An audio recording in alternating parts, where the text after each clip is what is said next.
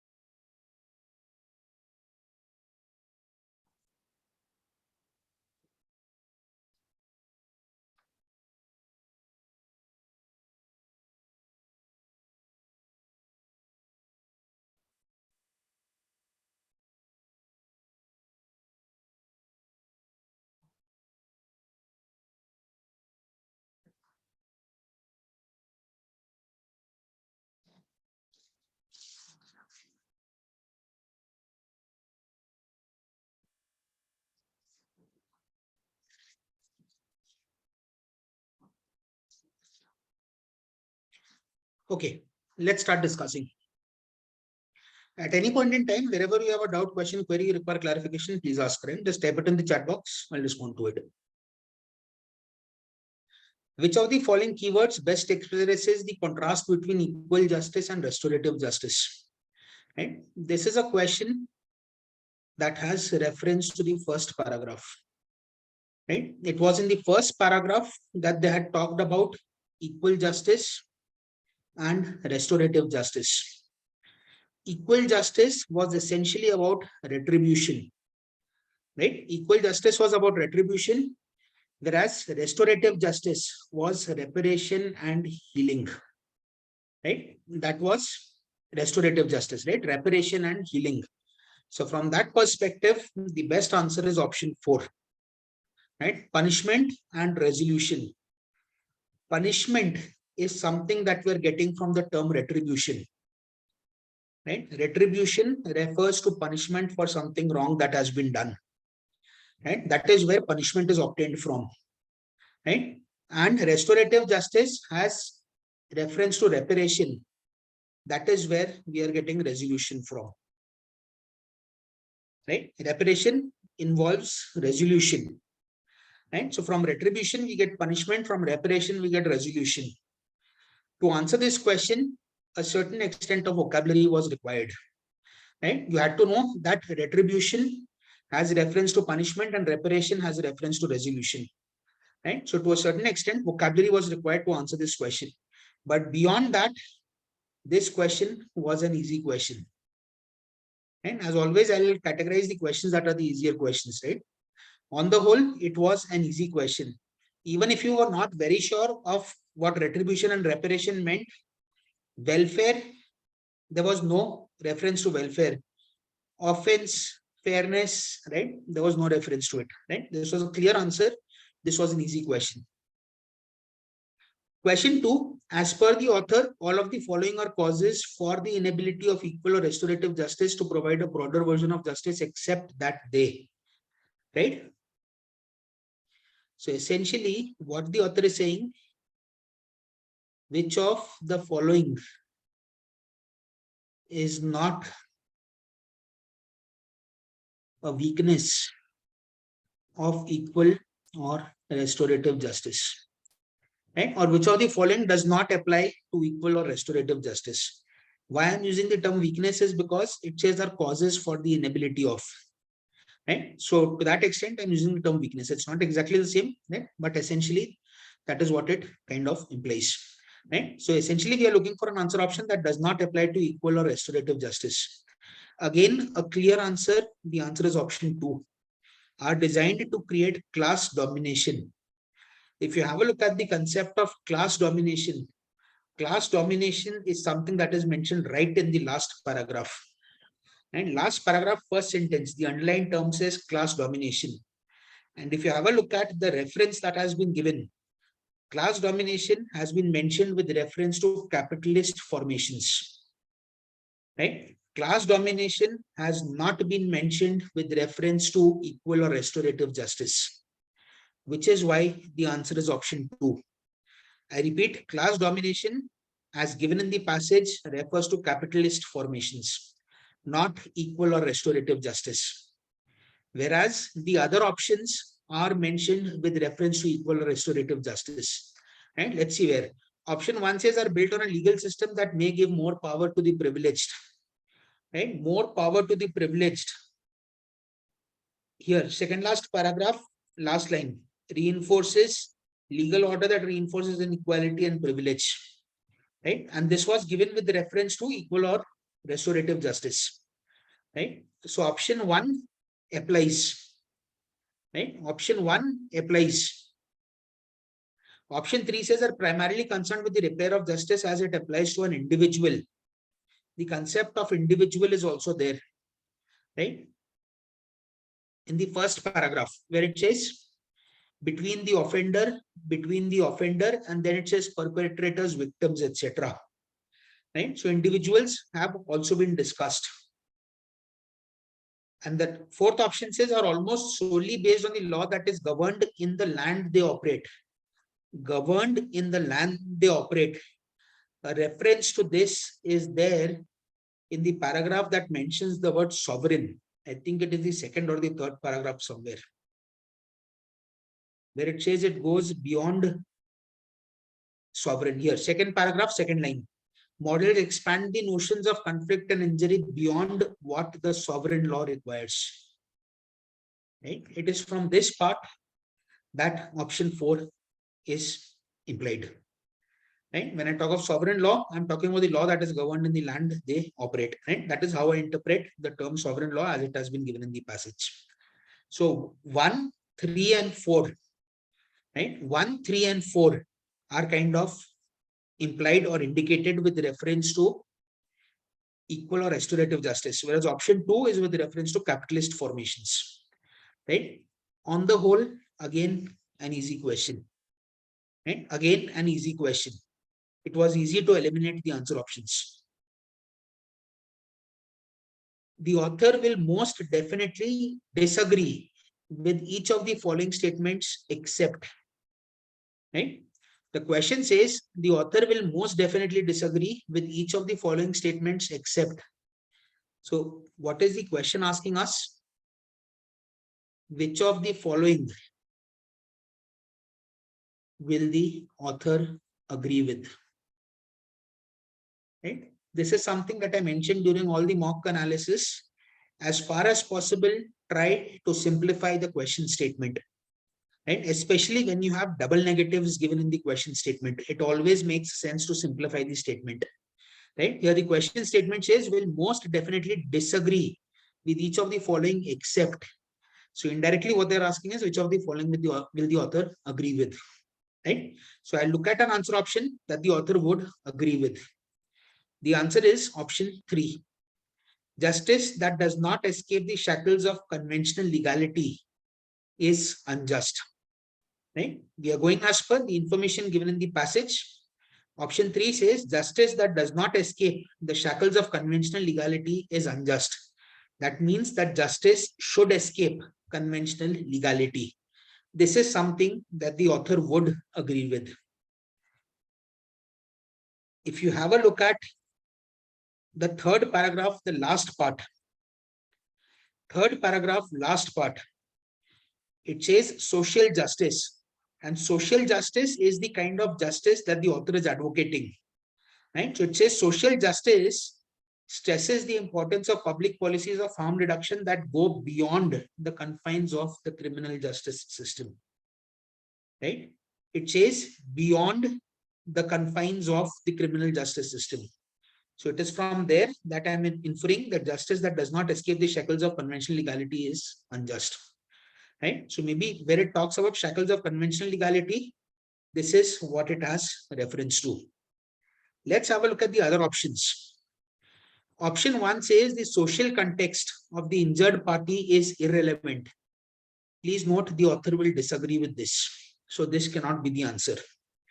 The author will disagree with this because somewhere the author is talking about the oppression and exploitation of a growing multi-ethnic underclass in the United States and many other nations, right? Second last paragraph, right? So the author is saying that the social context is relevant. So here where it says is irrelevant, the author will disagree. Option 2 says social justice can be achieved through the preservation of law and order.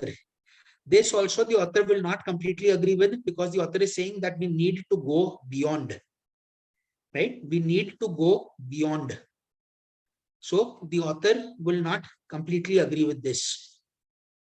Option 4 says for justice to be served, law should primarily strive to compensate victims.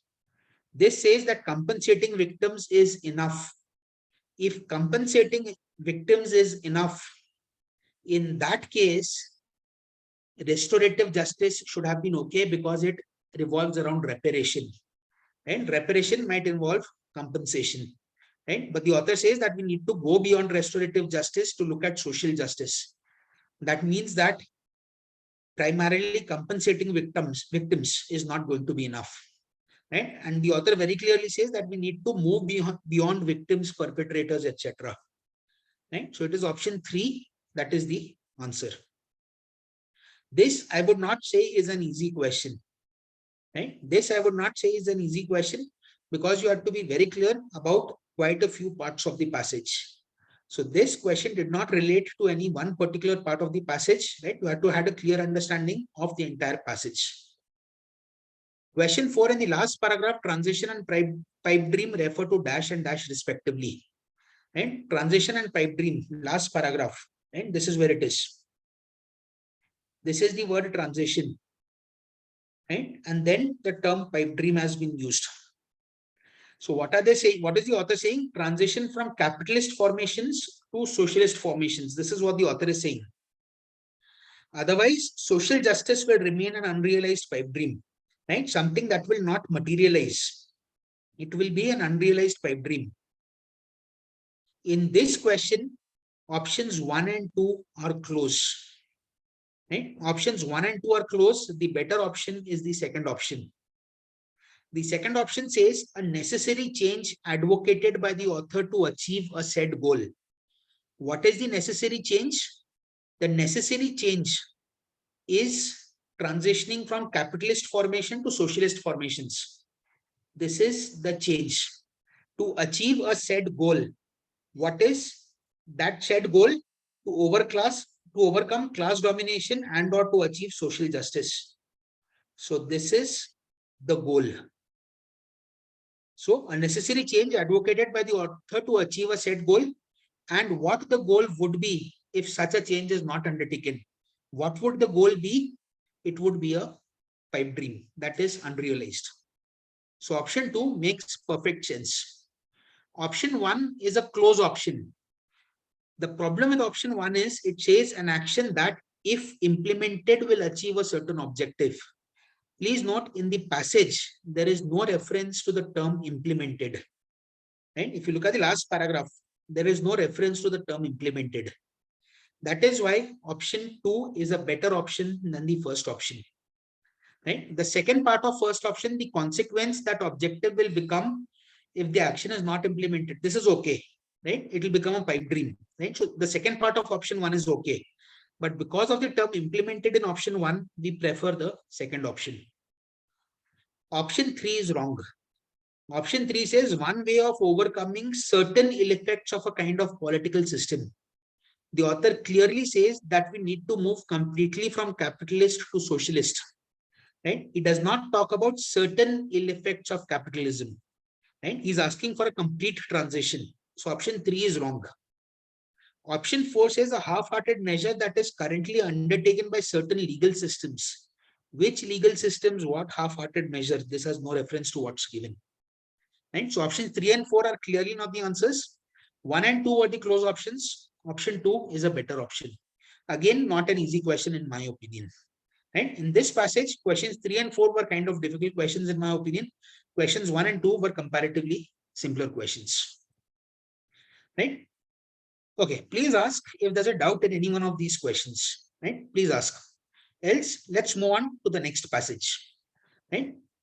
Again, take 2 or 3 minutes, read through the passage, we'll then do the questions.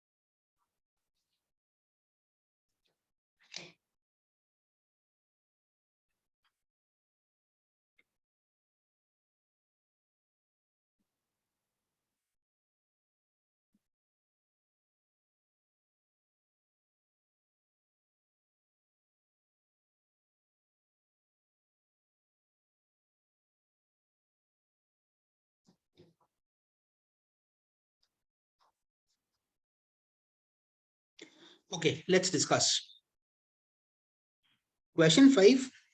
Regarding education, it can be inferred from the passage that social anarchists believe in which one of the following? The answer here is option 4. Right? The answer here is option 4. Education should not be the inculcation of preconceived values. Right? Where am I getting this from? Should not be the inculcation of preconceived values. Because in the second last paragraph, it says transgressing knowledge barriers, boundaries, often produces anxiety in academic circles, and yet anarchist geographers and planners argue forcefully for democratizing education and promoting the free flow of ideas and chance encounters. Right? Then it talks about besides challenging conventional ways of knowing and transgressing the boundaries set by individual disciplines and professions. Right? This is where I'm getting should not be the inculcation of preconceived values. And because what is preconceived, that is going to get challenged. Right? What is preconceived will get challenged. So option 4 is something that can be said about the social anarchists. Let's have a look at the other options. Options 1 and 2 cannot be the answers because options 1 and 2 both revolve around individuality, whereas the concept of anarchy, right, anarchism, right, the concept of anarchism as given in the passage, that concept does not revolve around an individual. Yes, in the second paragraph, it talks about individualist anarchists, but there they are only talking about the concept of personal autonomy, right? They're not talking about individuality over there, right? So anarchism is not consistent with the concept of individuality as inferred from the passage. So options 1 and 2 cannot be the answers. Option 3 would have been a close option where it says should be imparted in a secular non-coercive setting, right? Yes, the second last paragraph does talk about what kind of setting it is to be imparted in, right? The education is to be imparted in. But whether it is a secular non-coercive setting, right, that cannot be completely inferred. So even though to a certain extent, in some way it could be justified, option 4 is a clearly better answer because it can be related more directly to what has been given in the passage, right? Whereas option 3 kind of becomes difficult to justify, right? But nonetheless, options 3 and 4 were close options, whereas options 1 and 2 were not correct, right? Not at all correct. Okay, next question. Which one of the following best expresses the similarities between social anarchists and individual anarchists, as well as the difference between the former and the latter? Right? So we are talking about the similarities as well as the difference. Right? The correct answer option over here is option 2. Both are skeptical of justifications of authority. This is absolutely correct. Why? Because this is what the concept of anarchism is. This is the general concept of anarchism. So whether someone is a social anarchist or an individual anarchist, they would be skeptical or against authority. Then option 2 says, but the former, right? Who is the former? The social anarchists. Unlike the latter, that is, unlike individual anarchists, they emphasize cooperative aspects in anarchist theory. Now, where do I get that social anarchists emphasize cooperative aspects? This is there in the second paragraph. In the second paragraph, it says social anarchists seek to demonstrate the importance of basing personal freedom and creative development on social responsibility, strong collective foundation, and supportive social environments.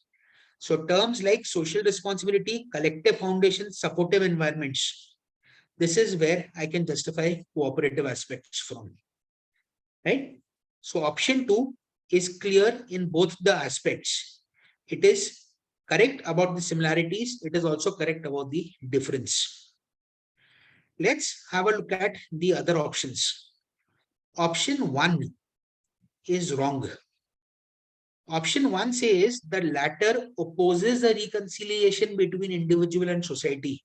This is completely wrong, right? Because the latter, who are the latter? The latter are the individual anarchists. They oppose a reconciliation between individual and society. This is not something that is supported by the passage, right? That they oppose a reconciliation between individual and society. Option 3 says both offer a critique of capitalism. This is okay. But then it says, but the former, which is the former? The former is social anarchists, do not promote individuality. What this indirectly says is, when it says unlike the latter, this means that the individual anarchists, they promote individuality, right? Which is wrong. Yes, they are in favor of personal freedom, right? They are in favor of personal autonomy, right? Personal autonomy is not the same as promoting individuality, right? Individuality is something that the entire concept of anarchism is against, right? So option 3 goes wrong because of the second aspect. And option 4 says both are founded on the principle of personal autonomy, but the latter is individual anarchists, emphasize parity between means and ends.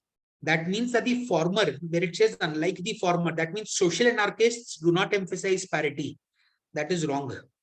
If you look at the passage says that anarchism, right? Anarchism on the whole requires or promotes the need for parity. It is not one of those two groups only that require parity.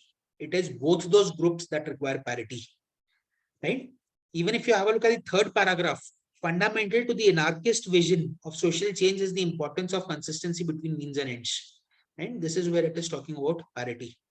So parity is not with reference to only one of those two. Parity is with reference to both, right? So option 2 is the best option over here, right? On the whole, again, not an easy question. Question 7, which one of the following would be most supported by social anarchists? Option 1, an educational pedagogy in which individuals can transform themselves and function without submitting to authority, right? Without submitting to authority, this is essentially what the second last and the last paragraphs are talking about, right? And where it says that they can transform themselves, right? Where it says that they can transform themselves, that is the basic purpose of pursuing education in a particular manner, right? So option 1 is what will be supported by the social anarchists. Option 2 says educational pedagogy which allows the individual to the freedom to engage in partnership outside of classrooms, right? It says any partnership. This option is kind of vague, right? It might not be 100% wrong, but this is vague, right? Option 1 is definitely a better option than the second option. Why? Because option 1 is specific and to the point. Option 3 says educational pedagogy which instills the value of self-worth through conforming to existing paradigms and reality. Please note this is contradictory. The second last paragraph clearly states that you have to challenge what is thought, right? Challenging conventional ways. So if someone is challenging conventional ways, it cannot be said that they're conforming to existing paradigms. So option 3 is wrong. Option 4 says educational pedagogy in which value-based learning is imparted so that they can become outstanding citizens. And there's no reference to this. Right? Option 1 is the best option. Options 3 and 4 are definitely wrong. Right? Options 3 and 4 are definitely wrong. Option 2 is kind of a vague option. The last question of this passage, which one of the following best expresses the idea of means and ends in social anarchism? If we have a look at the concept of means and ends, right, it says that there has to be consistency between means and ends, and there is a need for parity of means and ends. What it basically means is that means and ends both are important, right? Both means and ends are important, they're equally important, and there has to be parity. Parity is equivalence. Right? So there has to be an equivalence and significance between means and ends. That means that both of them are important. To which extent the best option is option 3. If you ignore the choice of means, you would not achieve what you want to, we would achieve other ends. So if we do not adopt the right means, then we would not get the required ends. And the end is the outcome. So if the means are not correct, the outcome would not be correct, which means that means and ends are both important. Option 1 says ends and means are indifferent to each other, right?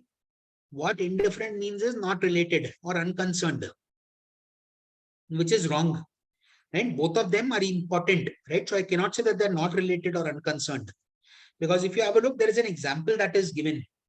It says social anarchists do not believe that authoritarian driven struggles can produce anti-authoritarian ends. So the means are important for the ends. So I cannot say that they are not related.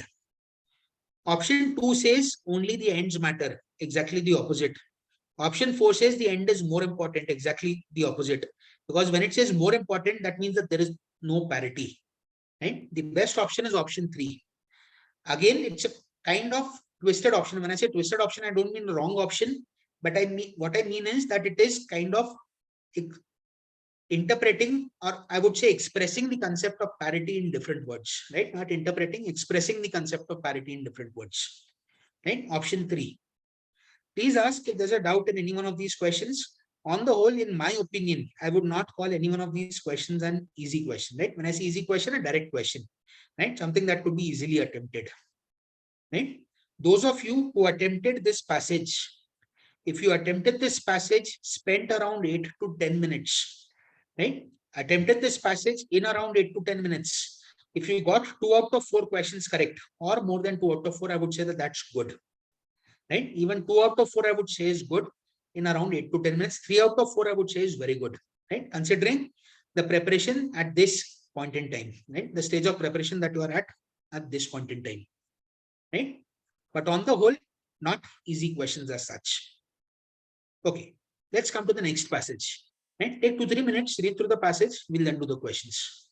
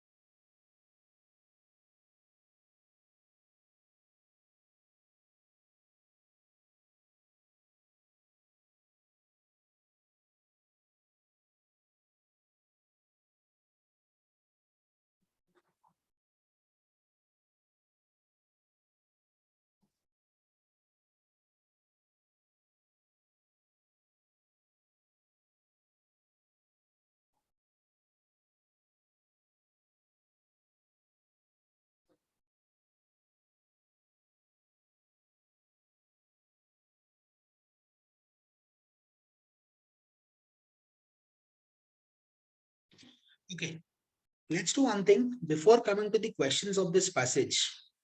Right? Before coming to the questions of this passage, let's summarize the passage first.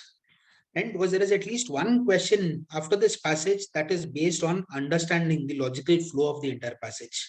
Right? That is the mind mapping of this passage. And so first, let's do one thing. Let's just spend 2 minutes understanding the mind map of this passage, and then we'll come to the questions. Right? So if you have a look at the first paragraph, it says there is a host of cultural entrepreneurs currently grasping, right? Have a look at the term grasping at various forms of authority through appropriations of neuroscience. Such talk is often accompanied by a picture of a brain scan, the fast acting solvent of critical faculties. There are some basic conceptual problems, right? So the first paragraph itself introduces the fact that there are certain problems with things that are currently happening the way they are, right? About the interpretation of brain scans as pictures of mentation. Mentation basically means mental activity.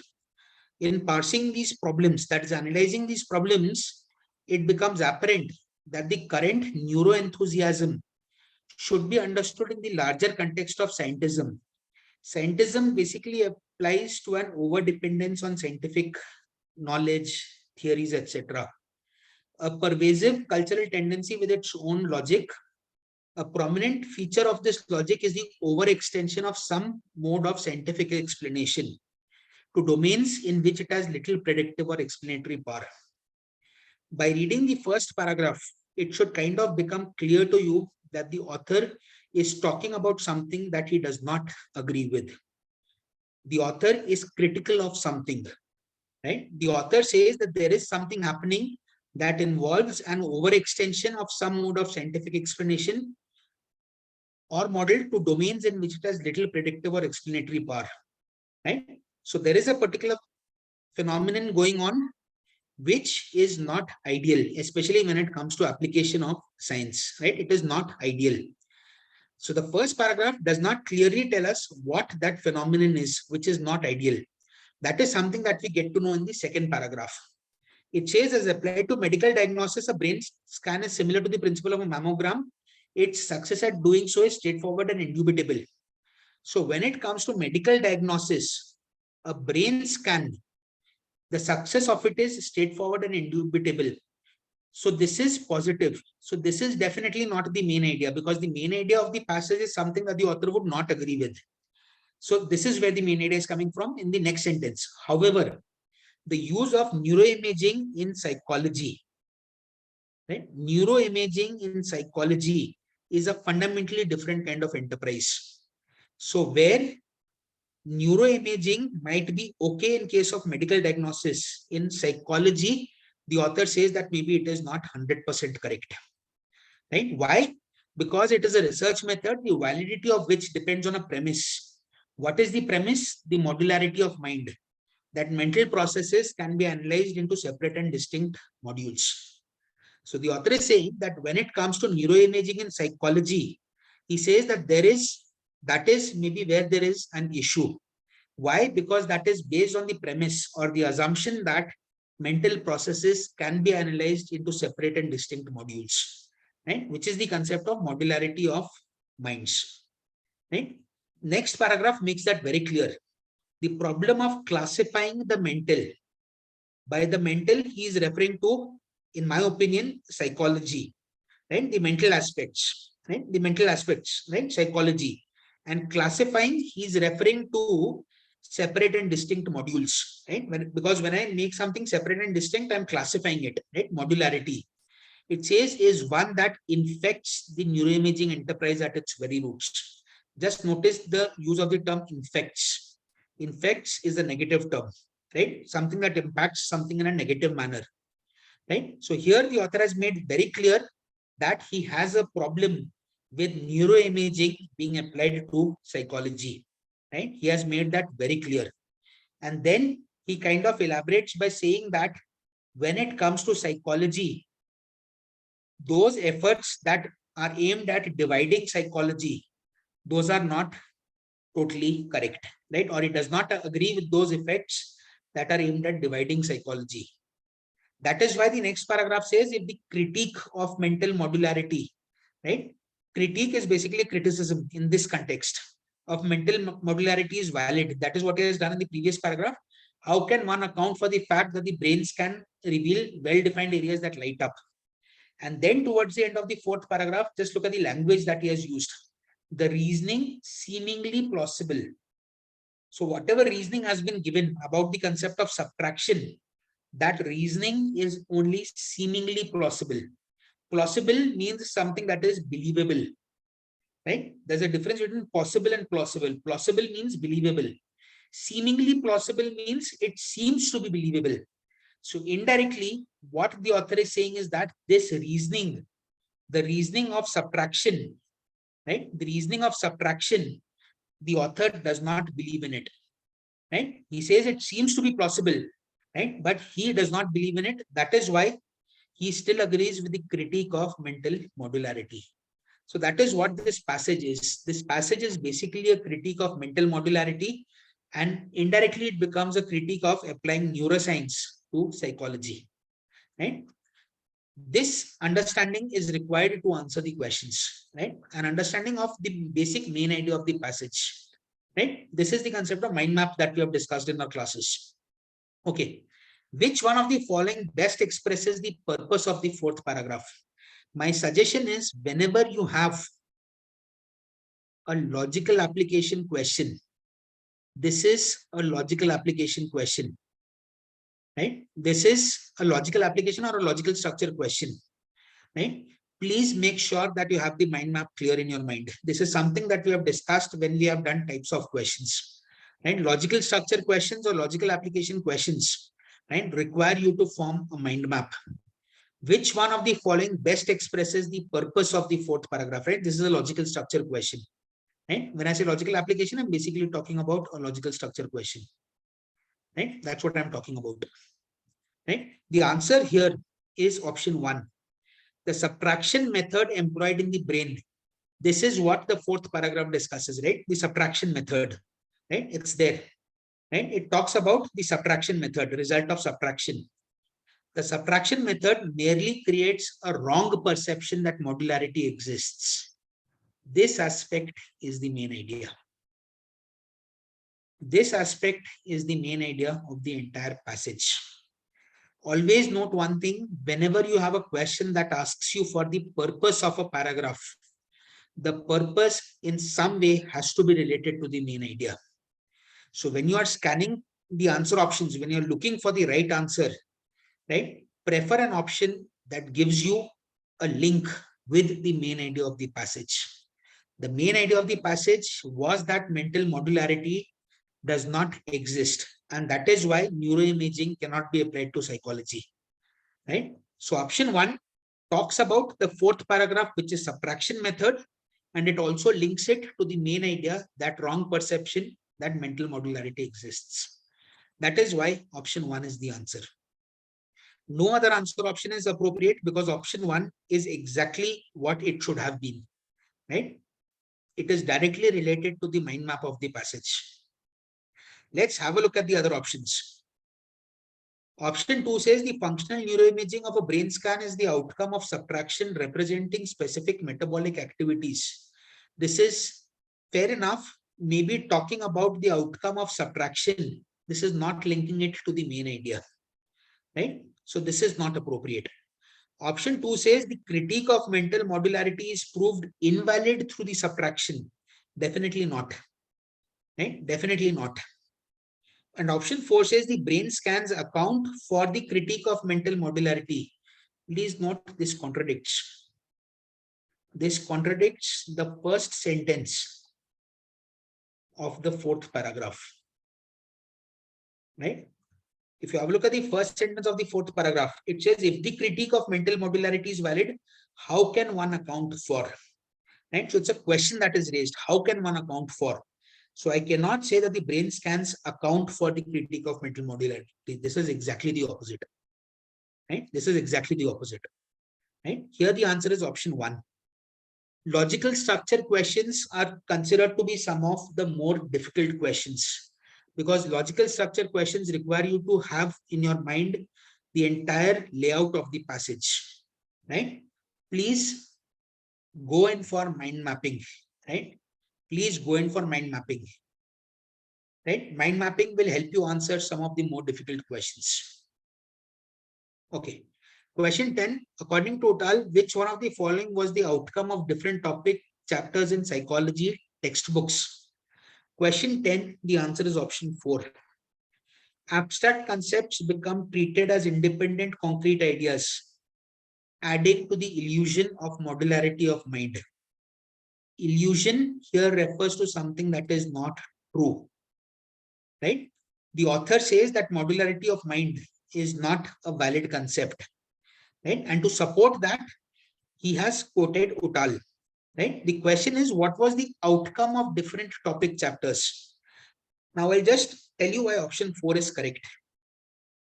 Look at the paragraph where Utal is discussed, this third paragraph, William Utal. It says the perennial need. Look at the last sentence, second last line of the third paragraph. The perennial need to divide psychology textbook into topic chapters. This is what the question is, right? Different topic chapters in psychology textbooks. The perennial need has repeatedly induced, right? When I say induced, it means resulted in. So what has it induced? That is what the question is. What was the outcome? And what is given over here? Unwitting reification. I don't know how many of you are clear about this term reification. Reification is defined as when abstract concepts are treated as independent concrete ideas. The first part of option 4 is the definition of the term reification. Right here, where it says reification, the first part of option 4, abstract concepts becoming or getting treated as independent concrete ideas. This is what the concept of reification is, right? So this would have become an easy question if you know what reification is.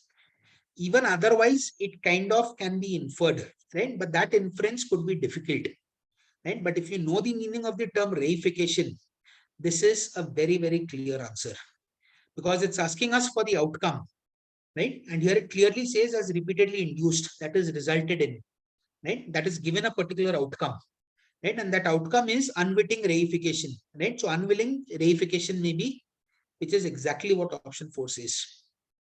So to that extent, options 1, 2, and 3 definitely cannot be the answers because option 4 is a clear definition of the term reification. So if you know the meaning of the term reification, this is more or less a specific detail question, right? It's a specific detail question if you know the meaning of the term reification. Even let's still go through the other options. Option 1 says psychology became a set of hypothetical ideas that was treated as something aligned to a particular generation. No reference of this. Ideas with psychology became divergent, adding to the notion that is a separate mental entity called the mind, out of context. There was a need to create multiple concepts perennially, establishing separate mental function modules. Establishing separate mental function modules. Please note, this contradicts the author. This contradicts the author. Utal was mentioned to support the author, right? Support the author, where it says there has been no convergence of mental taxonomies, right? So option 3 also cannot be the answer. Question 11. Okay, on the whole, right? On the whole, I would call this an easy question, right? On the whole, right? I would call this an easy question because if vocabulary is taken into account, it's a specific detail question, right? The earlier question, question 9, was not an easy question. It was a logical structure question. Question 11, which one of the following, if false, would strengthen the concept of modularity of mind? See, this is a particular kind of question that has occurred in a lot of mocks that we have analyzed till now. Right? Which one of the following, if false, would strengthen or false would weaken? As I said, always simplify the question statement. It always becomes difficult to analyze the answer options if you're going by if false. So what I will do is, to make the question simpler, I'll say which one of the following, if true, would weaken the concept of modularity of mind, right? False, I'm converting to true, and strengthen, I'm converting to weaken. So essentially, it still means the same thing. right? So I'm looking for an answer option which would weaken the concept of modularity of mind. The answer is option 3, right? The answer is option 3. Option 3 says humans are born with mechanisms in the brain that exist to support and guide learning on a broad level. What does on a broad level mean? Not at a specific level, right? Not at a specific level.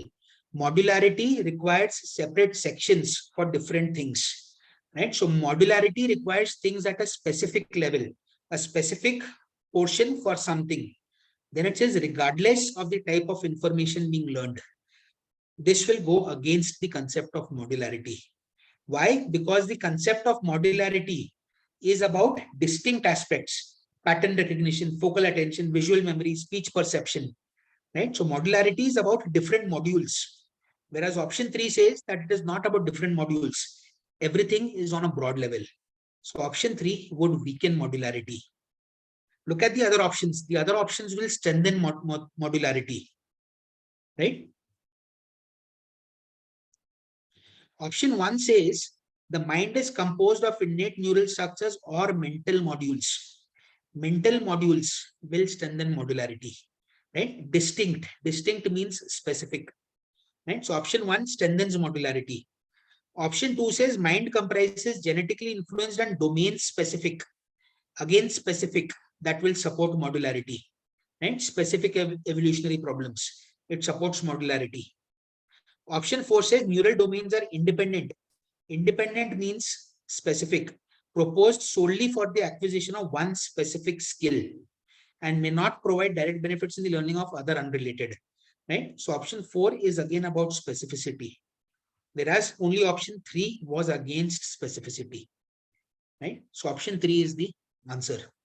Again, if you could have simplified the language of the question, this was not a difficult question, right? This was not a difficult question, right? And this is something that I've been saying time and again in all our mock analysis. Please simplify the language of a critical reasoning question, right? This is a critical reasoning question asked in RCs, right? Please simplify the language. It will make life much easier while answering the question. Question 12, again, a simple question. A brain scan is similar in principle to mammogram. What is the author's purpose for this analogy, right? The correct answer here is option 4, to differentiate a valid use of brain scan from a more unreliable one, right? What is the valid use? Medical diagnosis. What is the unreliable one? In psychology, right? Option 4 is a clear answer. This is very easy to ascertain. Here it says straightforward and indubitable, and then it uses the word however, right? That means that there is a contrast. Option 1 could have been a close option, but option 4 is specific. Option 1 says to suggest that the value of a brain scan depends upon how it is used. Option 1 is not wrong, but option 4 is definitely better because it is direct and clearly talks about reliable and unreliable or valid and invalid. Option 2 says brain scans have been a very straightforward success. This contradicts. It depends upon the application. To undermine a theory in which the brain scan is used to validate, there is no theory that is discussed, right? There were 3 easy questions in this passage, right? There were 3 easy questions in this passage. The first question was difficult, question 9, but the other 3 were easy questions in my opinion, right? Last passage, right? Try the fourth passage. Just read through it. We'll then discuss.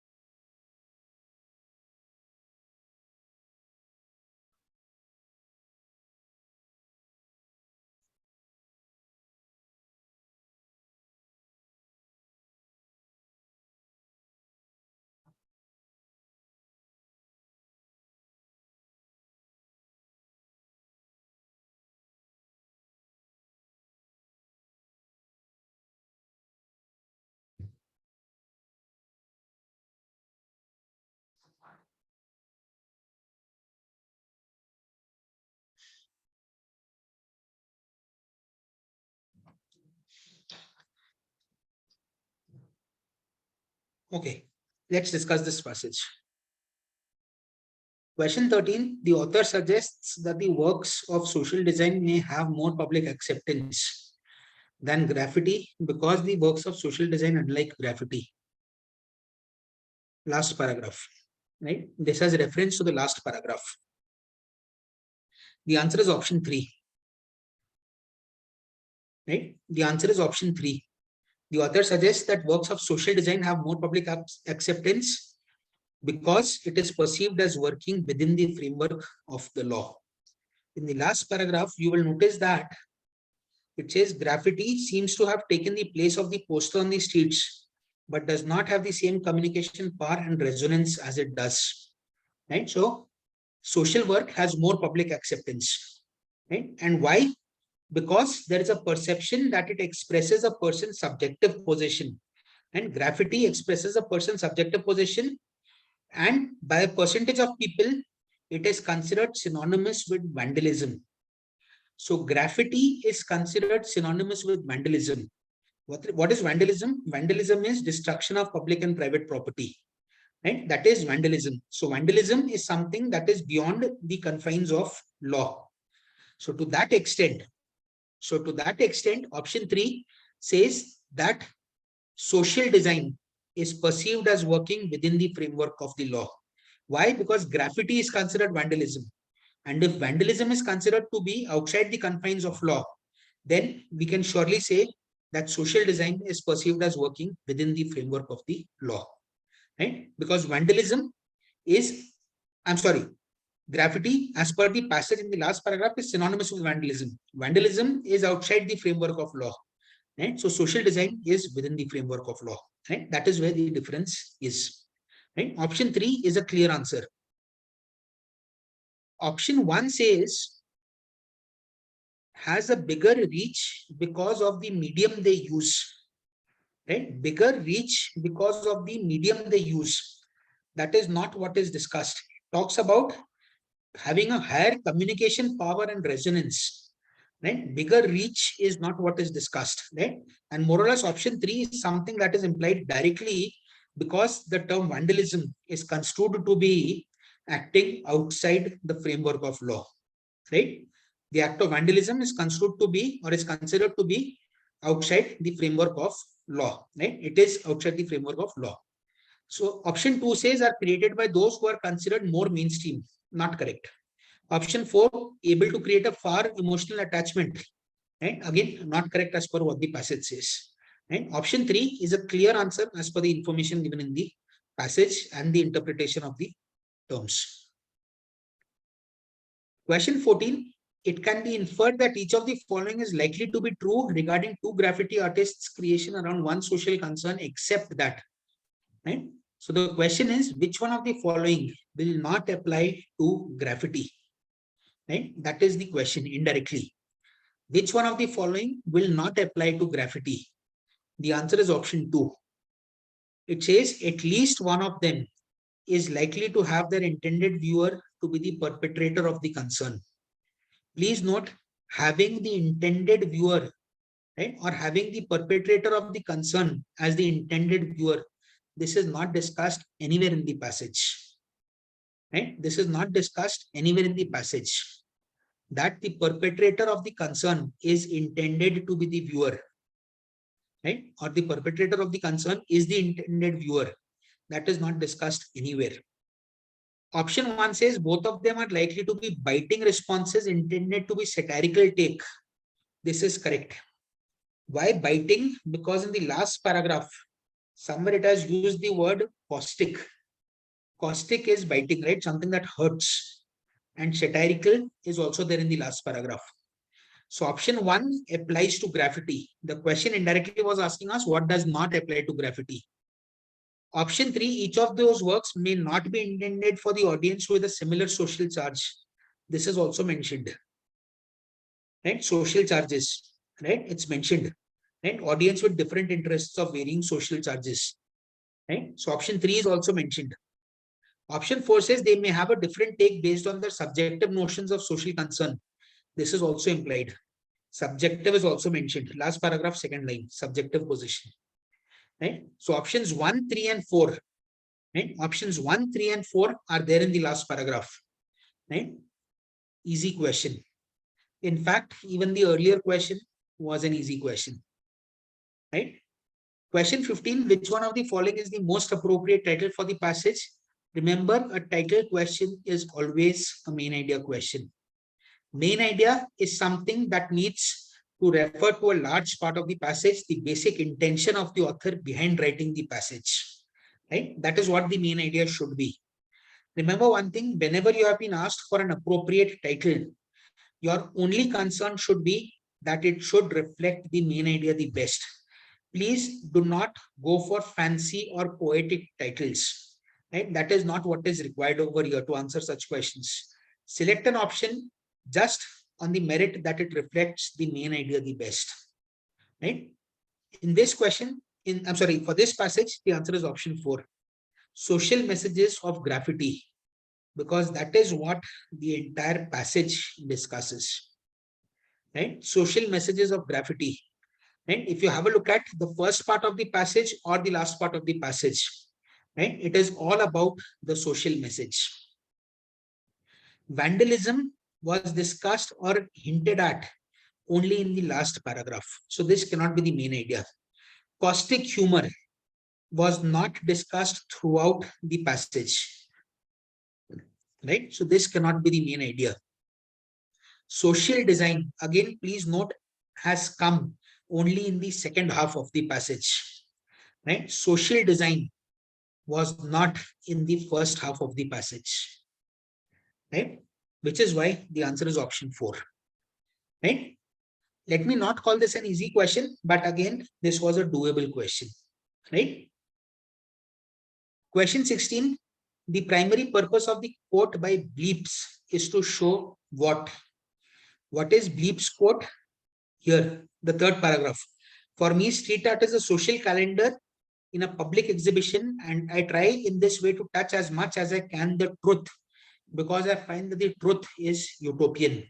That means that he wants to refer to the truth, right? He says, I try in this way to touch as much as I can the truth. The answer over here is option 1. The objective of graffiti is to speak truth, right, to power. If I have a look at the other options, the other option says that a public display of art is more compelling, right? This was not the purpose, right? Yes, street art is a social calendar in a public exhibition. But why is it done? Because he wants to touch as much as he can the truth, right? Option 2 says graffiti can have appeals beyond its aesthetics, right? Nothing about aesthetics has been discussed. Then it says central idea behind any graffiti is utopian. What is that central idea? Right? Not given. Yes, the reference of truth to utopian is given, right? But the central idea behind graffiti is utopian, not given. Right? Again, in a way, easy question. Out of all the 4 RC passages, right? Now, from a strategy perspective, out of all the 4 RC passages, this was the most doable passage. And when I say most doable, from a comprehension perspective, also from a question perspective, right? This was the most doable passage. Those of you who missed out on the 4th passage, right? I would say that would be kind of unfortunate, right? From a scoring perspective, right? From a scoring perspective, right? On the whole, this was the most doable passage, right? I'll come back to this aspect again once we discuss the strategy aspect at the end, right? After we have done the remaining 10 questions also. Okay, so we are done with the RC questions. Now let's come to the non-RC questions, right? The pattern of the non-RC questions that we have over here is very, very similar to the earlier tests that we have analyzed, right? It's very similar, right, to the earlier discussions that we have had, the mock analysis.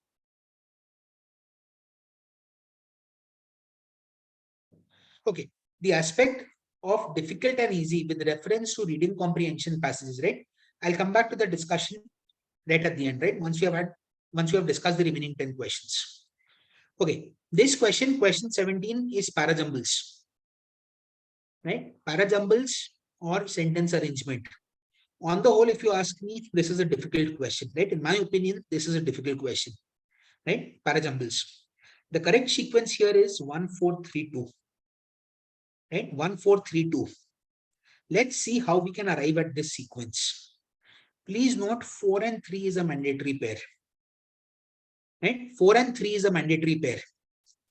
Why is 4 and 3 a mandatory pair?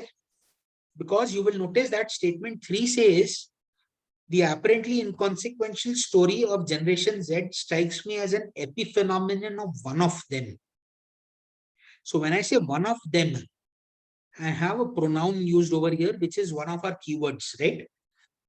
So what does this what does this them refer to? The only thing that them can refer to is changes that are potentially even more lasting and fundamental, right? It can only refer to changes. There's nothing else that them can refer to, right? So 4-3 is a definite mandatory pair, right? 4-3 is a definite mandatory pair.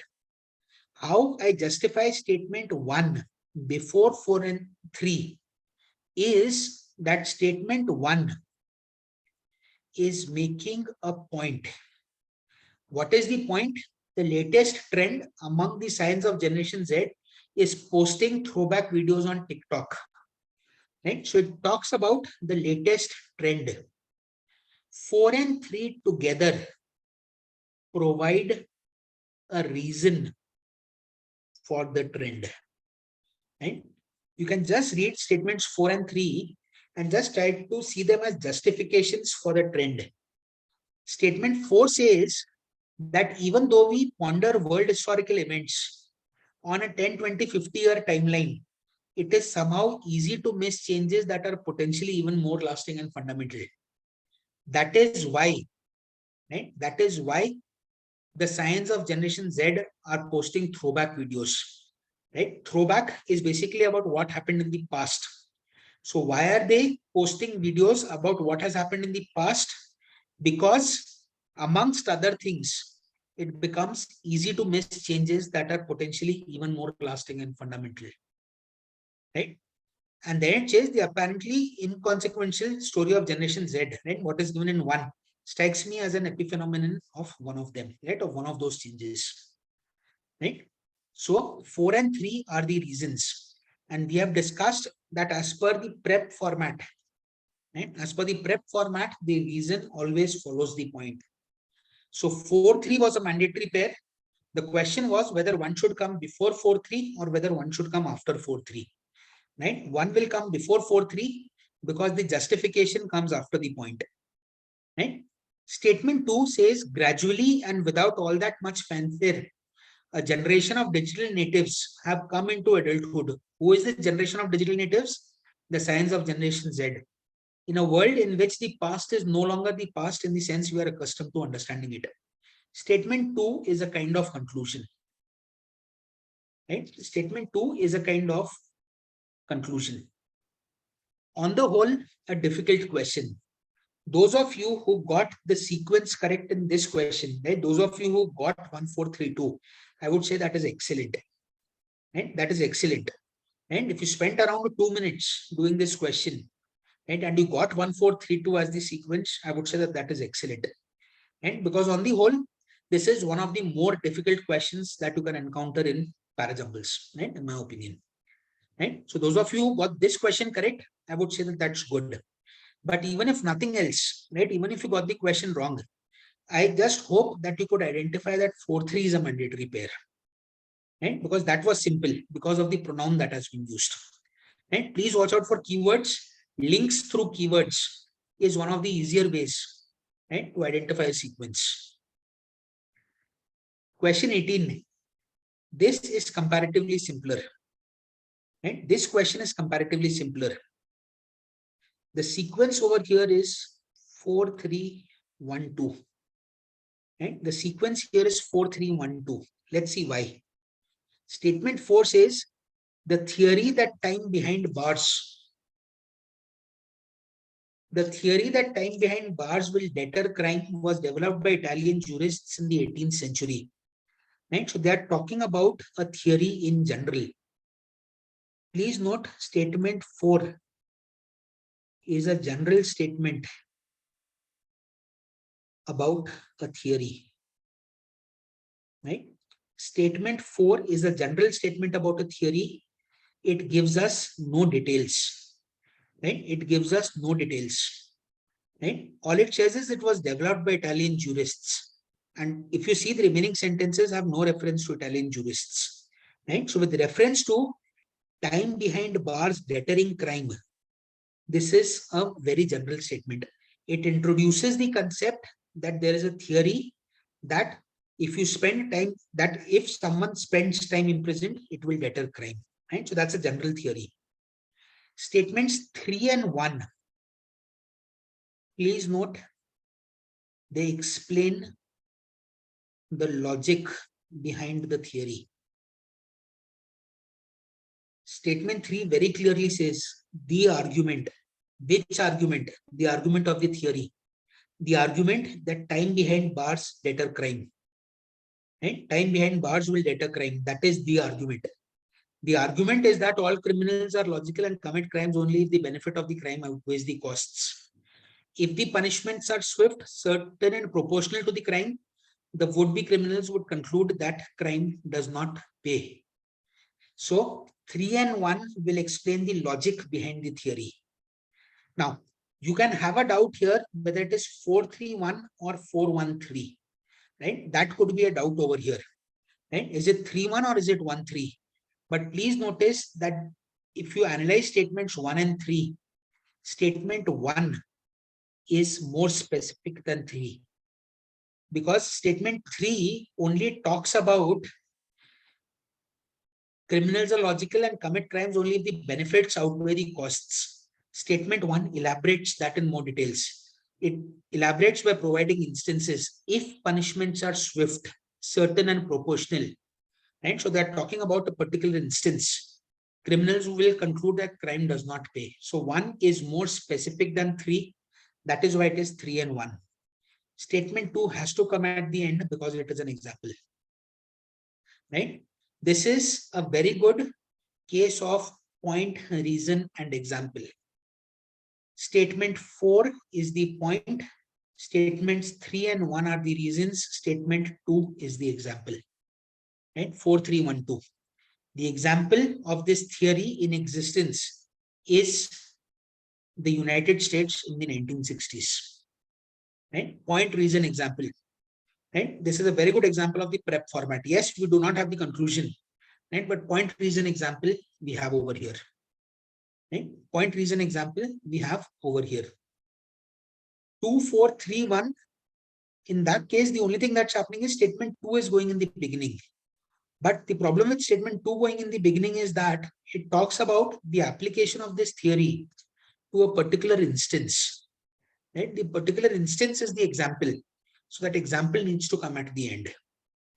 Right? The example needs to come at the end because we go from general to specific. Right? Again, I would not say a very easy question, but as compared to the previous question, this was more doable. And the previous question was kind of more abstract, but this was more doable. Right? But on the whole, a good question, this one. Question 19, take a minute, just read through the paragraph, we'll then discuss the answers. Right? Just read through the paragraph once, we'll then discuss the answers.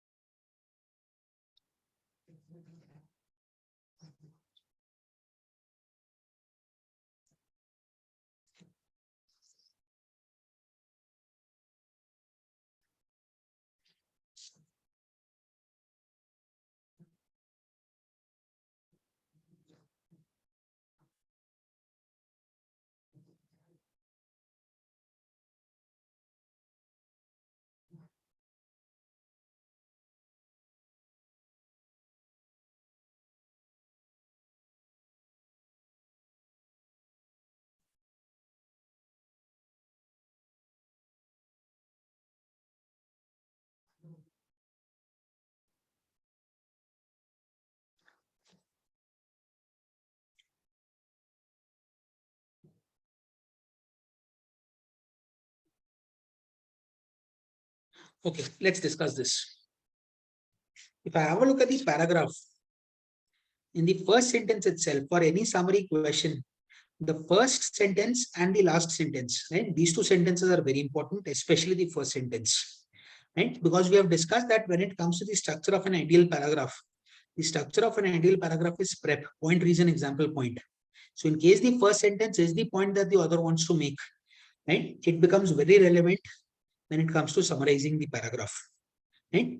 First sentence says globalization is multidimensional, right? Globalization is multidimensional, which encompasses not only the economical aspects, but also political, ideological, cultural, along with other similar facets. Because of this, option 4 cannot be the answer. Option 4 is focusing only on economic growth. Option 4 says because globalization is equated with economic growth worldwide, right? It becomes wrong. Because the first sentence clearly says it's not only about economics, it's also about political, ideological, and cultural aspects. Even the second sentence, it says for years, globalization has been equated with economic growth.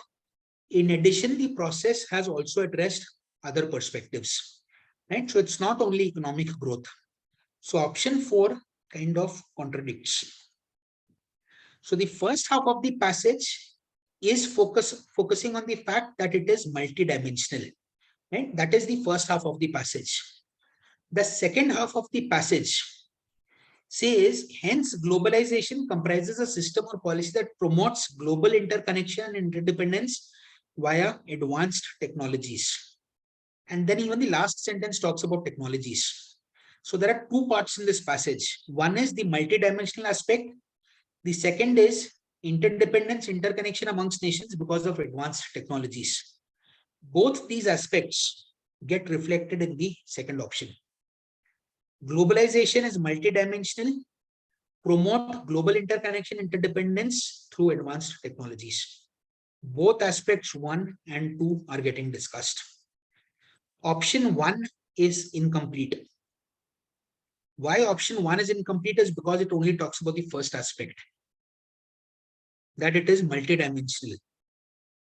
Option 3 is also incomplete because it talks only about the second aspect, about advanced technologies, interconnection, etc. Right? That is why options 1 and 3 are not appropriate. Right? That is why options 1 and 3 are not appropriate. Now, with reference to option 3, please note one more aspect which will become important in some questions. Look at what option 3 says. It says, because globalization is a system that promotes global interconnection through advanced technologies. Right? Look at what the second last line of the paragraph said. It promotes global interconnection and interdependence via advanced technologies. Option 3 becomes less correct because it has talked only about interconnection. If interconnection is important to the summary, why is interdependence not important? That is the first question you should ask yourself, which is why I would be very careful with an option like the third option. My point is, if it can mention the word interconnection, why can it not mention the word interdependence? So if interconnection is important, as per the passage, interdependence is also important. It should be mentioned. Right? So if you look at option 2, which is the correct answer, it mentions both interconnection and interdependence. My point is, if two things are equally important, either mention both of them or don't mention any of them. Right? But if two things are equally important, there's no point in mentioning just one of them. Right? So option 3 anyways would be out. Okay. Question 20, quickly read through it once. Okay, this question, easy question. Right? Question 19, easy question. Okay, read through question 20.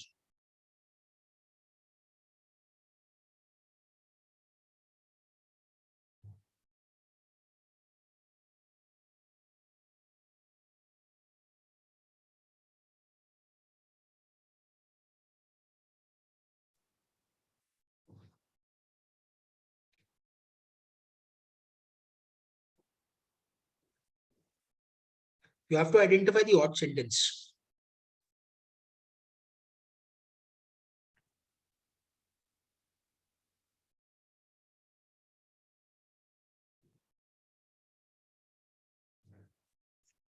in this question, you'll notice that there are quite a few sentences that talk about knowledge. Option 1 talks of knowledge. Option 2 talks of knowledge. Option 4 also mentions the word it, which can refer to knowledge. Option 5 clearly talks about knowledge. Option 4, this it will refer to knowledge because it talks about gatekeeping and excluding, right? And option 5 talks about elbowed out, right? So option 4 and 5, 4 will form a mandatory sequence, right? So this it is also knowledge. Now, option 3 does not talk about knowledge, right? It does not clearly talk about knowledge, right? There's no direct reference to knowledge. So option 3 is likely to be a possible answer, right? I'm not saying it is the answer. I'm saying it's likely to be a possible answer. Now, I have identified that 4 sentences talk about knowledge. But now what I must check is, do they talk about knowledge in the same manner or with the same intention? Option 1 says there are fair reasons to mistrust knowledge. So this is a negative sentence about knowledge, right? The tone is negative. Option 2 says I will always value knowledge for its own sake. This is a positive sentence. Option 5 says more fundamentally, there are problems with competitive hierarchies of knowledge. This is negative. Option 4 is also negative. Right? It says it can and is used to gatekeep to exclude those who lack it. Right? 5, 4 is a mandatory pair. So if 5 is negative, 4 is also negative. And because there's a direct connection. Now, I have 3 negative sentences about knowledge. That means that option 1, option 4, and option 5 cannot be the answers. 2 and 3 are possible answers. Option 2, why? Because yes, it talks about knowledge, but it mentions a positive aspect. Now, let's see what the tone of option 3 is. Option 3 says it can also be hard. When it says it can also be hard, please note that the tone is negative. Right? The tone is negative. So now if I have to choose between options 2 and 3 as identifying the odd sentence, I will go with option 2 as the odd sentence. Because option 2 is a direct contradiction to statements 1, 4, and 5. Whereas option 3, yes, it might not be directly related, but at least option 3 is not a contradiction. Right? I hope this point is clear. Option 3 is not a contradiction. Moreover, you will notice that yes, the context of option 2 is slightly changing, where it says, I will always value knowledge. Right? This is kind of becoming personal, first person. Right? So option 2 is justified as being the odd sentence. Had option 2 not been there, we would have gone with the third option. Right? But between options 2 and 3, option 2 is the better option as the odd sentence because it's a direct contradiction. It's a positive sentence. The other 3 were negative sentences. Option 3, at most, I can say it is unrelated. I cannot say that it's a contradiction. Right? So I will prefer option 2 over option 3. But again, I would not categorize this as an easy question. It was a doable question. And definitely a doable question, but maybe not a very easy question. Question 21, parajumbles. This is an easy question, right? In my opinion. The correct sequence is 3, 2, 1, 4. Please note 3, 2 is a mandatory pair. Right? Recent polls suggest that a slight majority of Americans now accept that climate change is happening. Then 2 says, despite this, individual and collective climate action is minimal. So option 3 is positive, option 2 is negative. Right? So 3, 2 becomes a mandatory pair. Why? Because there is a contrast indicator. Contrast indicator, the word despite indicates the change from a positive tone to a negative tone. Right? So if you have a contrast indicator, change in tone can happen. In the previous question, there was no contrast indicator to show negative to positive. Right? Here, there is a contrast indicator. So 3, 2 is a mandatory pair. Please note that statement 1, climate change is increasingly a partisan issue and has starkly polarized Americans along political lines. This gives us a reason Why individual and collective action is minimal and inadequate? Because climate change has starkly polarized Americans along political lines. What does polarized mean? Polarized means that they are taking sides, right? They are taking sides. There are some people on one side, there are some people on the other side. So because they are taking sides, that is why there is no collective climate action. And statement 1 and 2 is a mandatory pair. As a result of what? This partition issue and starkly polarized Americans. Vast scientific evidence for climate change has failed to translate into concern or individual action. Right? I'm sorry. Statement 4. Right? 3, 2, 1, 4. 1, 4 is a mandatory pair. Right? I'm sorry, I mentioned 1, 2. It's 1, 4 that is a mandatory pair. Right? 1 and 4 will come together. Please note, 2 and 4 cannot come together because 2 also talks about individual action, right? And 4 says as a result. So both of them are talking about exactly the same thing. So it cannot be as a result. There has to be something else in between. Right? 3, 2, 1, 4. Even those of you who did not get 3, 2, 1, 4, right? At least 3, 2, 4, 1 should have been obtained. Right? The only confusion could have been 3, 2, 1, 4 or 3, 2, 4, 1. Right? But on the whole, this was an easy question. Okay. The doubt that one of you has is why can't it be 1, 3, 2, 4? Just a minute.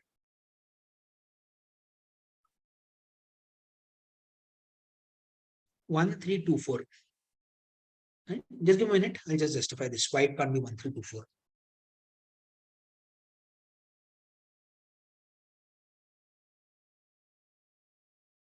Okay. Why it cannot be 1, 3, 2, 4 is because with reference to climate change, right? With reference to climate change, if you have a look at the tone of the first sentence, the tone of the first sentence is climate change is increasingly a partisan issue. Starkly polarized Americans, powerful voices of denial. Right? So with reference to climate change, there are powerful voices of denial. So statement 1 is a negative sentence.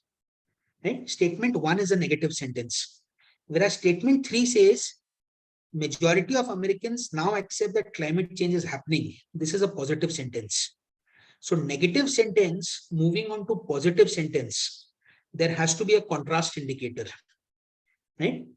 The point is that whenever there is a change of tone happening, there has to be a contrast indicator. What I mean by contrast indicator is a word like but, however, though, although, in spite of, despite. That is why 1 and 3 cannot come together because there is a conflict in the tones and there is no contrast indicator. 3, 2 is okay. I don't even mind 3, 2, 4. But the fundamental issue is that 1 and 3, these two should not come together. Right? These two should not come together because there is a contrasting tone and there is no contrast indicator. That's why. That's the only reason. Okay. So this was question 21, right? On the whole, an easy question. On the whole. Read through this quickly. Summary question. Right? Just read through this quickly. The paragraph is easy to understand. The answer options are close. Right? Just go through the answer options also once.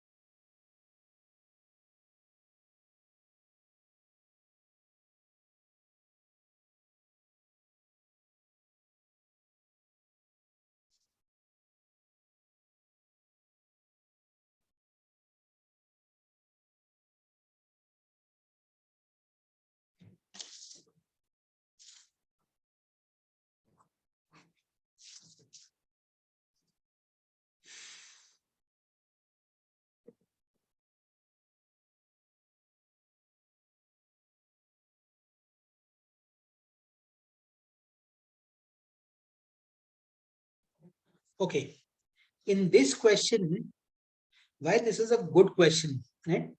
From a conceptual perspective, why this is a good question is because all the four answer options are correct. Option 1 says there are many similarities between the Nuremberg Code of 47 and the guidelines of 1931. As a fact, this is correct. Option 2 says the authors of Nuremberg Code did not give credit to the guidelines for human experimentation in 1931. Correct. Even option 3 is correct. Even option 4 is correct. Right. So content wise, all of them are appropriate. Right. Content wise. So now I will have to choose which the best option is. So it is not necessarily about the right answer or the wrong answer. It is about which the most appropriate answer is. Right. So what I do is I go beyond content and I try to look at the tone. Right. I'll try to look at the tone. On the whole, you will notice that the tone of the discussion is negative. Right? The tone of the discussion is negative. Yes, the first sentence is positive, where it says has been hailed as a landmark document, but it says has been hailed. So that is what people have done. Maybe the author does not agree with this. Right? When I say has been hailed by the general population. Right? Maybe the author does not agree with this. The author says that there is a resemblance, and it is unfortunate that the authors of the code passed it off as their original work. The author has used the term unfortunate. That means that the tone of the author towards the Nuremberg Code, right? Towards the Nuremberg Code, the tone of the author is negative, right?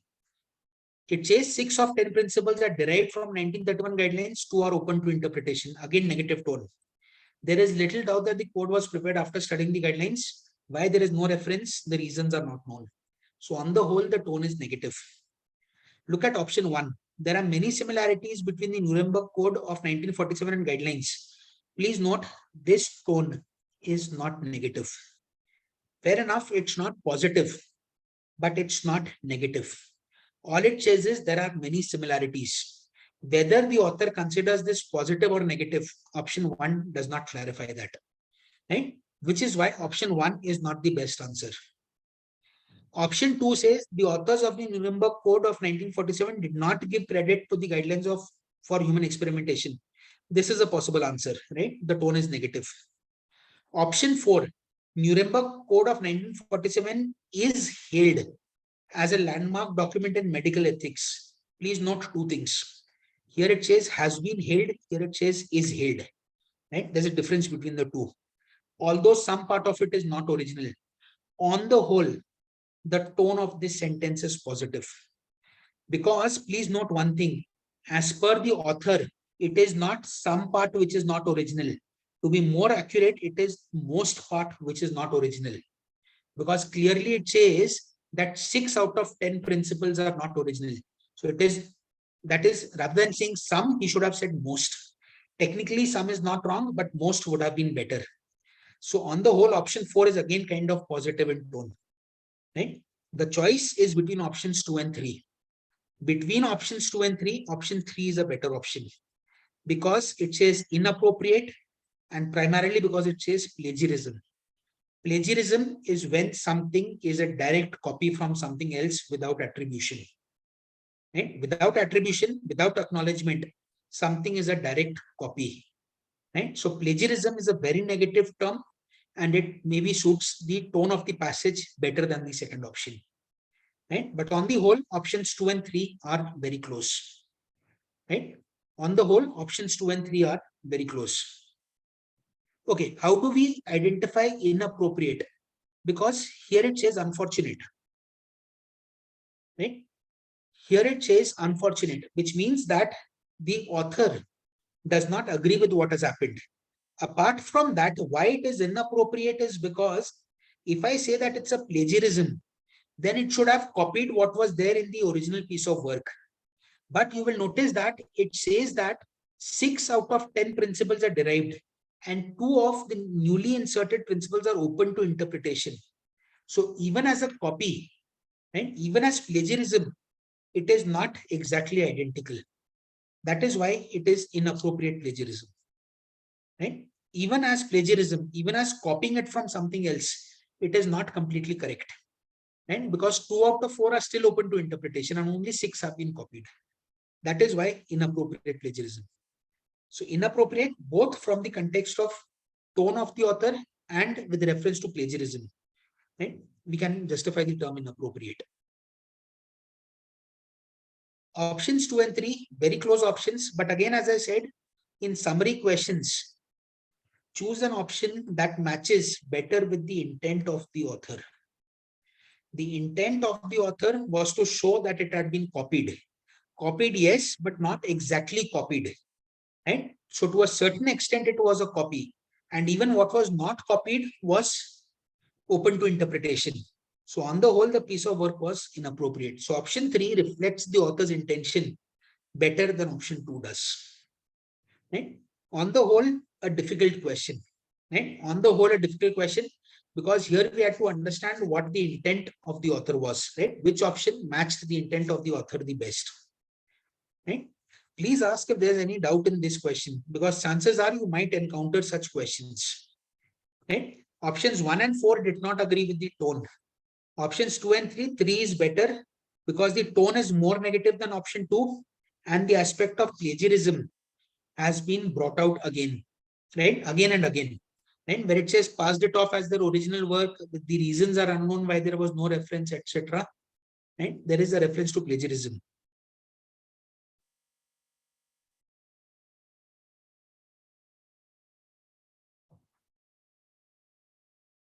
Okay. Option 4, right? I'll just explain option 4 again, right? I'll explain options 2 and 4 again. Option 2 is not wrong. Option 2 is not wrong. Option 2 says that the authors of the Nuremberg Code of 1947 did not give credit to the guidelines for human experimentation of 1931. Please note that not giving credit, right? Not giving credit does not necessarily mean that it was copied completely, right? Or copied to a large extent, right? Even if I have not copied something from someone, I can still give credit to that person. So for example, if I write a book today, I can give credit to my friend. That does not mean that I have copied that book from my friend. And I hope this point is clear. What I'm trying to say is not giving credit does not mean that it has been copied. Whereas plagiarism means that it has copied. That is what the term means, plagiarism. Right? Whereas not giving credit can happen even if it has not been copied. Right? Even if it has not been copied. So not giving credit does not automatically mean that it is plagiarism. Not giving credit is a small aspect, or it's a specific aspect of plagiarism, right? Which is why option 4 is not as good as the third option. And option 4, why it is not correct is because it says is held as a landmark document. When I say is held, please note this is the simple present tense, right? What is simple present tense refer to? A universal truth, right? That is what we have discussed in grammar. Simple present is always universal truth, or something that is always valid. Whereas what has been given is has been held. That is, by the rest is it has been held, or till now it has been held. Right? So there's a fundamental difference. Option 4 is kind of a positive sentence when it says is held as a landmark document. Right? That's a positive sentence that will go against the tone. Right? That will go against the tone. There are very fine points here amongst the answer options to differentiate. Right? Okay. Let's go through this question quickly. You have to identify the odd sentence.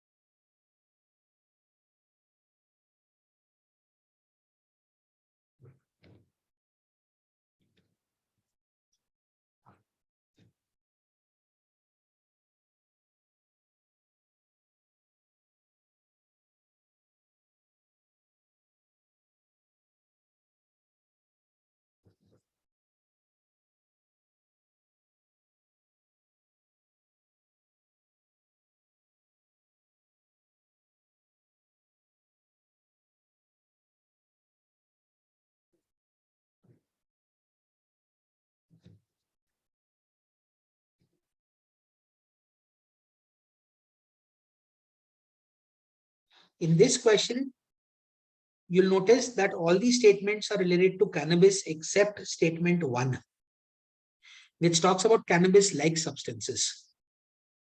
Statement 2 clearly talks about cannabis, 3 talks about cannabis, 4 talks about cannabis, and 5 also talks about cannabis. Statement 1 talks about cannabis-like substances, right? That is the clear answer, right? I categorize this as an easy question because if I do not mark option 1, I have no reason to mark any of the other options. That is between options 2, 3, 4, and 5. I have no reason to eliminate any of the options, right? Even option 1, the only reason that I have is it does not specifically talk about cannabis. It talks about cannabis-like substances, right? This was an easy question, right? No overthinking required over here. The context is more or less similar, right? But option 1 slightly deviates, which is why it is the odd sentence, right? Okay, try the last question.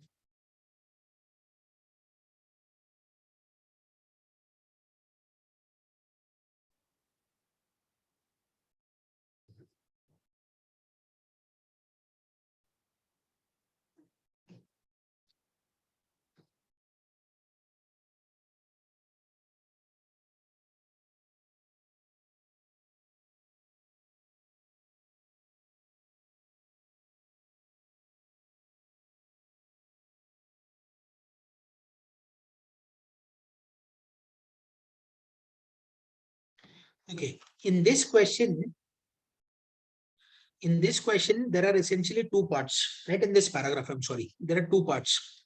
One is it talks about the immense capacity of humans to be creative and the fact that creativity is of vital importance, right? This is the first aspect, right? Immense capacity to be creative and that creativity is of vital importance. This is the first aspect. The second aspect is that we still lack fundamental knowledge about how creative thinking occurs. So this is the second aspect. And what all do we lack knowledge about? There are quite a few questions given over here. Option 1 is not the answer because it is incomplete. Option 1 only talks about the second aspect, that there are still some unanswered questions. It does not talk about the first aspect, that we have a capacity to be creative and it is of vital importance. As I said in summary questions, the first part of the paragraph is very, very important. If you are going in for an answer option which has no reference to the first part, there has to be a very strong reason why you are going in for such an answer option. Right? Here, I cannot justify the first option because it does not refer to the first part.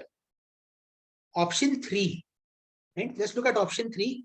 From generating original ideas to expressing ourselves, creativity is an immense capacity, right? But we do not know much about the origin of creativity. This is wrong. What has been discussed is not about the origin of creativity, right? It's not about the origin of creativity. Options 2 and 4 could be close options. Option 2 says immense capacity to be creative, which is correct, despite its vital importance. So 1 is there. Even option 4 has the first part, vital and valuable capacity of human beings. Right? So the first aspect is there. The difference between options 2 and 4 is in the second half. Second half says we have not given enough thought to the questions that help us understand creativity better. And option 4 says, however, further examination is required to understand how creative thinking occurs. Option 4 is a better option. Why? Because it says further examination is required. That is exactly what the last sentence says, that beg further exploration. And beg further exploration means it is something that is required, that is not there currently. How creative thinking occurs. This is exactly what it says. Third line, how creative thinking occurs. So option 4 is exactly the same as what the author is discussing. Please note where option 2 goes wrong. Option 2 says, just look at this part of option 2. We have not given enough thought. This part is wrong. What does the passage say? Paragraph says we still lack fundamental knowledge. Yes, we do not have fundamental knowledge, but does that mean that we have not given enough thought? It does not mean that. Maybe we have given enough thought. Still, we don't have fundamental knowledge. We need to explore further. So option 2 is wrong because it says we have not given enough thought. Even where it says understanding creativity better, this is not exactly what the author has written, whereas option 4 is exactly what the author has written. And the second part of option 4. So option 4 is better. Right? Option 4 is better than the second option. Right? Option 4 is better than the second option. Yes, option 4 also says it aids our progress in all areas of human development. Right? It aids our progress. Right? And the paragraph also says for the progress of our species. Right? Okay, so this is about the questions. Right? I'll just take 5 more minutes. And I'll just take 5 more minutes. I'll just discuss the strategy aspect a bit. And I'll just take 5 more minutes. On the whole, this question, I would categorize an easy question. Right? This was an easy question. So now let's have a look at our questions. Out of the 10 non-RC questions, 1, 2, 3, 4. Right? I guess 4 questions I've categorized as easy, right? Question 19, 21, 23, and 24. Right? So non-RC questions, I categorized 4 easy. Right? This easy and difficult is as per my perception of what it should be given the current stage of preparation that you are at. Right? So whatever analysis that I'm now doing, whatever strategy that I now discuss, as I've done in all the previous analysis also, is from the current stage of preparation, right? When you still have some time left to go for the exam, right? This is August, right? So September, October, November, right? So you still have some time left to go for the exam. And so all of this strategy discussion is from that perspective. As I said, as we near the exam, as we come closer to the exam, the parameters will change. So non-RC questions, I categorized 4 questions as easy questions. Then the fourth passage, 3 questions as easy questions. Right? So if I look at passage 4, this was the one about graffiti. Right? There were 3 easy questions. Right? The one about graffiti, 3 easy questions. The third passage, again 3 easy questions, the one about neuroscience. Right? Passage 3, neuroscience, 3 easy questions. Passage 2. And what was passage 2? Passage 2 was about anarchism. Right? I don't think I categorized any question as easy over there. Right? So no easy questions. Passage 1 was the passage about justice systems. Right? 2 easy questions.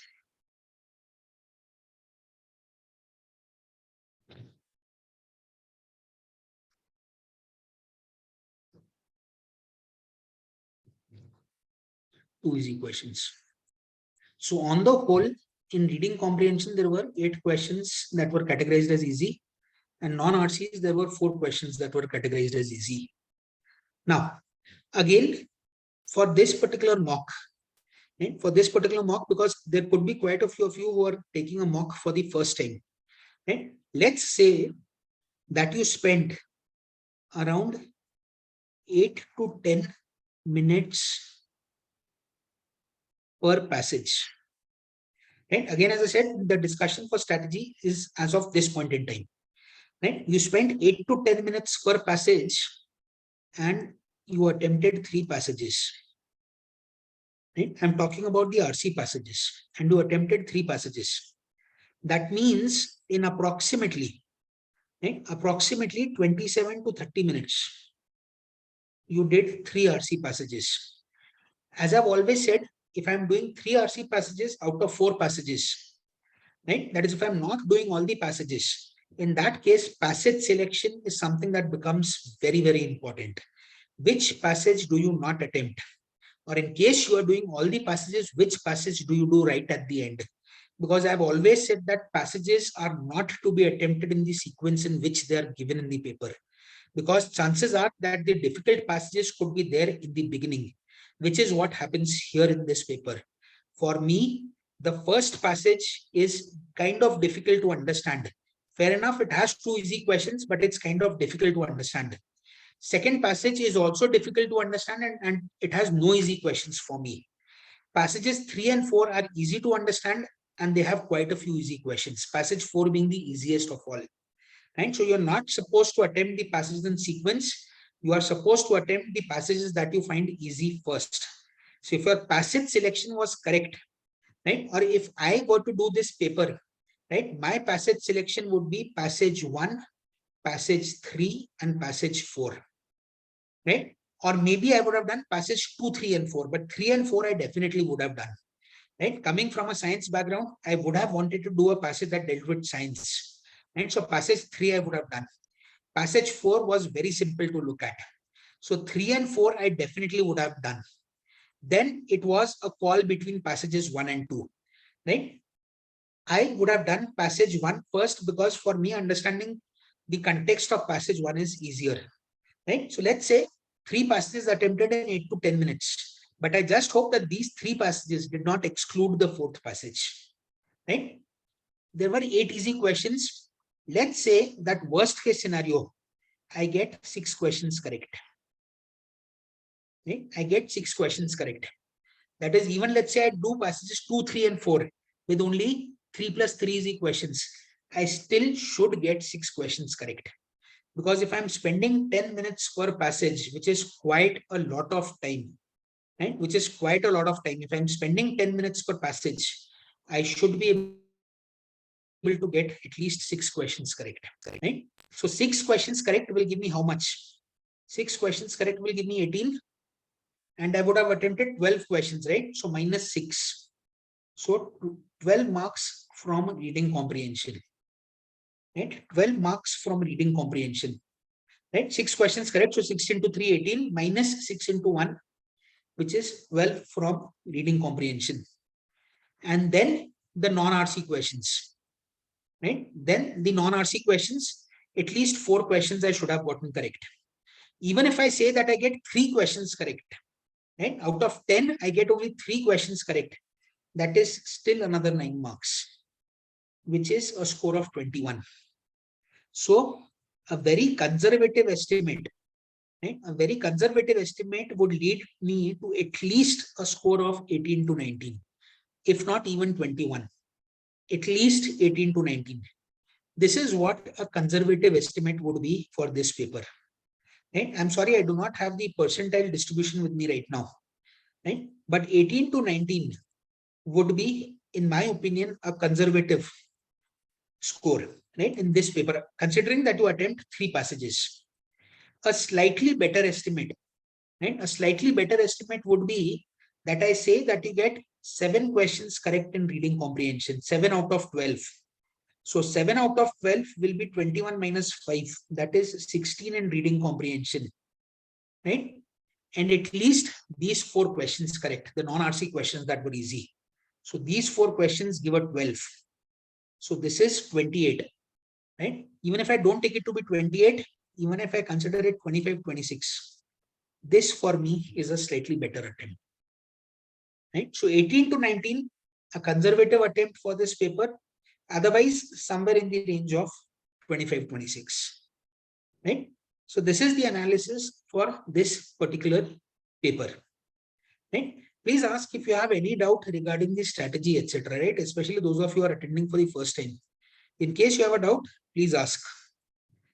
But as I said, for those of you who have just started taking mock cats, and for those of you for whom this was either the first or the second mock cat, and at least for those of you, right? Especially for those of you, my suggestion is try 3 out of 4 passages at least for the next 1 or 2 more papers, and if not more, and at least 3 passages out of 4.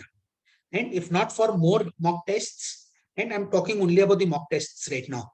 The final strategy for the actual exam we'll discuss at a later point in time, right? When we come closer to the exam. But talking about the next 1 or 2 or 3 mock tests, my suggestion is please attempt 3 out of 4 passages. Right? And that passage selection needs to be proper. Right? Passage selection. Right? So 3 out of 4 passages to be attempted in the next 2 or 3 mocks. Right? I repeat, I'm not finalizing the strategy for the actual paper. Right? For that, we'll talk about it at a later point in time. But for at least the next 1, 2, or 3 mocks, try to attempt 3 passages and make sure that your passage selection is proper. Right? Maybe in one of the later mock analysis, I'll focus more on the parameters that you need to take care of when it comes to passage selection. Right? So my suggestion is 8 to 10 minutes per passage. If the pattern is similar, 8 to 10 minutes per passage, 3 out of 4 passages is what you attempt, and the remaining time you give to the non-RC questions. Right? The remaining time to the non-RC questions. Right? In case there's a doubt, please ask. Otherwise, we are done with the analysis for this paper. Right? Thanks a lot. Thanks.